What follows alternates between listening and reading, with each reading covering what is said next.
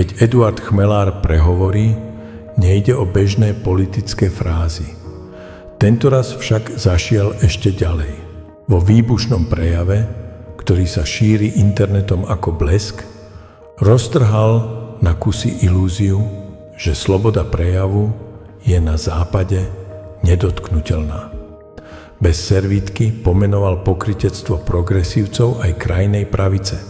Pranieroval cenzúru z oboch strán a odhalil šokujúce paralely medzi dnešnou Amerikou a mrazivými 50.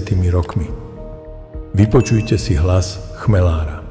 Som zdesený z toho, čo sa deje v USA a celom západnom svete.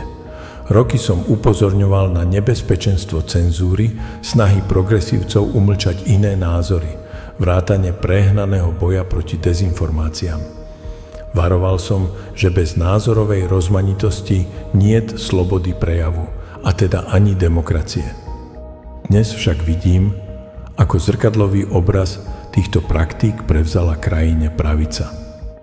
Príkladom je zrušenie relácie Jimmyho Kimmela po jeho kritike vraždy republikána Kirka, či prepustenie komentátorky Karen Attiah za pripomenutie Kirkových rasistických výrokov. V USA sa dnes za kritiku konzervatívcov vyhadzuje z práce a zastrašujú sa médiá. ABC stiahla Kimmela pod hrozbami Trumpa a komunikačnej komisie. Ide o McCarthyovské praktiky.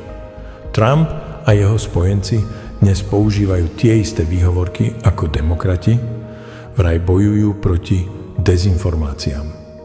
Elon Musk tvrdí, že pravica cenzuruje choré veci, ľavica normálne. Ideologický fanatizmus ako z totalitných režimov. Štát nemá určovať, čo je pravda. Úlohou demokracie je vytvárať priestor pre diskusiu. Trumpová retorika o slobode prejavu sa ukázala ako klam.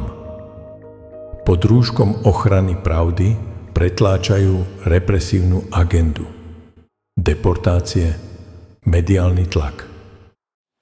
Trump nepodporuje mier ani slobodu prejavu, len bojuje v informačnom konflikte, kde chce umlčať druhú stranu, rovnako ako jeho oponenti. Takýto vývoj je nebezpečný pre demokraciu, ktorá potrebuje pluralitu a rešpekt. Politika sa ťa týka, či chceš alebo nie. Tak prestaň len pozerať a začni konať. Napíš komentár, povedz svoj názor, daj odber, hneď teraz. A nezabudni kliknúť na zvonček. Odoberaj, sleduj, zdieľaj. Toto je realita, toto je Slovensko.